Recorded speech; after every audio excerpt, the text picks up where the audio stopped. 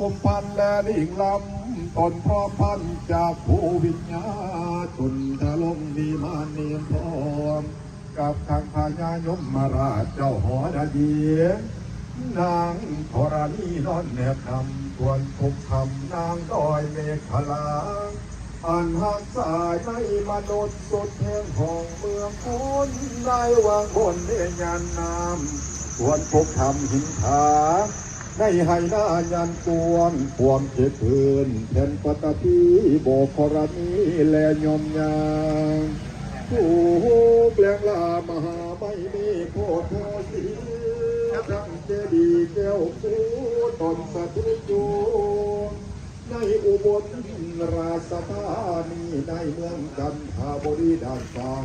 ตัวในดวงนี้ใจดีเพียรเหนือผ้าใดผ้าด่างกำปายทรายกรุงศรีอโยธยากำปายขัวแดนแก้ว